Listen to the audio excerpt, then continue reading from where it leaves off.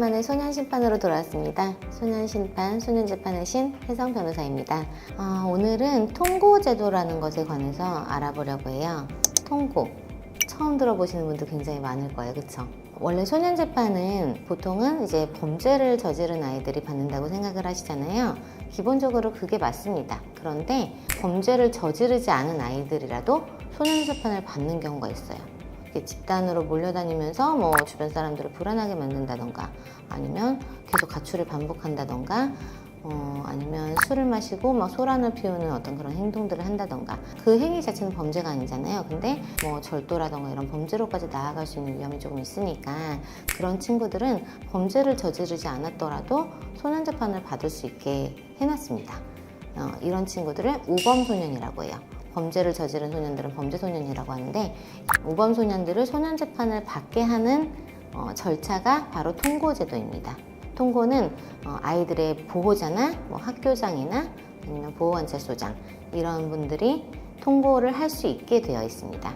그리고 주로 통고는 당연히 아이들을 제일 잘 아는 부모님, 보호자가 통고를 하는 경우가 제일 많아요. 그런데 원래는 이 통고가 이런 우범소년들을 보호하기 위해서 만들어진 절차잖아요. 그리고 그렇게 운용되어야 하는데, 요즘 보니까 경찰서에서 통고제도에 관해서 정확히 안내를 해주지 않고, 어떤 절차가 개시되는지 정확히 말해주지 않고 부모님에게 통고를 권하는 경우가 종종 있는 것 같아요. 사춘기 자녀들의 경우에는 부모님들이랑 굉장히 많이 싸우게 되잖아요. 싸우고 PC방이나 뭐 스터디 카페나 친구 집에서 밤늦게까지 뭐 11시, 12시까지 안 들어오고 핸드폰 꺼놓고 연락 안 되고 이러면은 부모님들 걱정되시잖아요. 그러면은 가출 신고나 실종 신고를 많이 하십니다.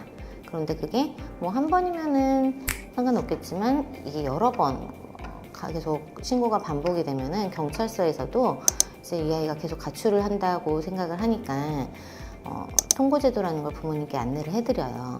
또 이런 우범소년들의 경우에는 아까 말씀드렸던 것처럼 굉장히 이제 비행 성향이 조금 보이는 친구들을 보통 우범으로 송치하다 보니까 소년재판을 하는 판사들 입장에서는 일단 통고가 들어와서 우범으로 송치가 되면 많은 경우 심사원에 뒀습니다. 심사원에 관해서는 제가 초반에 설명을 해드렸을 거예요. 소년원에 가까운 한 달 정도 아이를 가둬놓는 그런 기간입니다. 이제 부모님들은 굉장히 당황하시는 거예요. 일단 잘 모르고 경찰이 어쨌든 아이에게 나쁜 걸 권할 리가 없다고 생각하고 좀 잘 알아보지 않고 통고를 했는데 아이가 소년재판을 받아야 된다고 하네. 심지어는 심사원에 갈 확률이 높다고 하네. 굉장히 놀라십니다. 그래서 이제 다급하게 경찰에 일단 취소하겠어요 하는데 취소 절차라는 게 없습니다. 경찰도 한번 통고가 들어왔고 그러면 이제 절차가 개시되면은 어쩔 수 없이 소년재판에 보내야 되는 거예요.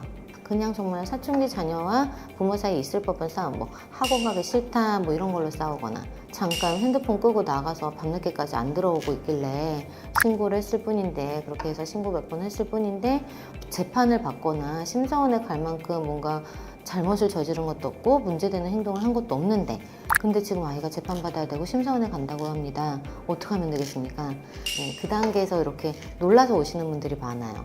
그러다 보니까 부모님이 통고를 했는데 부모님이 변호사를 선임해준 그런 모양새가 되는 거예요. 그래서 저도 소년재판할 때 가끔 그런 케이스가 오길래 뭐지? 라는 생각을 했었는데, 이런 사정이 있었더라고요. 부모님들이 경찰서에서 이렇게 통고제도를 안내받았는데 잘 알아보지 않으시고 그냥 아이 걱정되는 마음에 신청을 하셨다가 실제 어떻게 진행되는지 절차를 알고 소년재판으로 넘어간다는 거 알고 그제서야 부랴부랴 이제 변호사를 찾아오시는 그런 케이스였구나. 예, 그걸 저도 이제 나와보고 알게 됐습니다. 그렇게 해서 제가 그런 사건들을 몇 건 했었는데요.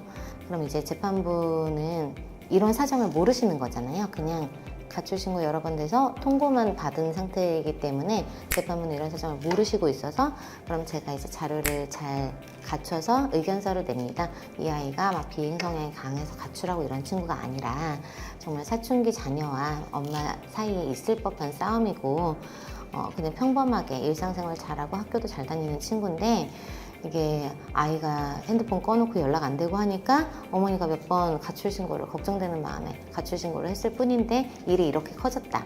부모님과의 관계도 회복됐다. 잘 지내고 있다. 이런 자료들을 갖춰서 의견서를 내고 그렇게 해서 이제 심사원 위탁을 맡고 한 번은 그렇게 해서 소년재판이 일단 잡혔어요. 열리기로 예정되어 있었습니다. 심리 개시 결정이 나서 예정되어 있었는데 그전에 제가 의견서를 제출했더니 재판장님께서 그걸 보시고 그런 우범 아이들과 다르구나 이런 사정이 있었구나 해서 심리 개시 결정을 취소하고 이미 이제 재판을 하기로 한 그걸 취소하고 심리 불개시 결정을 내려서 아예 재판을 안 한 케이스도 있었습니다.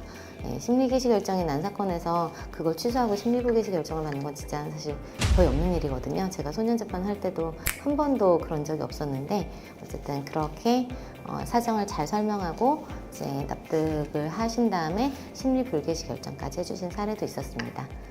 오늘은 통고 그리고 우범소년에 대해서 얘기를 나눠봤습니다. 더 궁금하신 게 있으시면 댓글이나 이메일로 문의 주시고요. 구독과 좋아요, 알림 설정 부탁드립니다. 소년심판, 소년재판의 신 혜성 변호사였습니다. 감사합니다.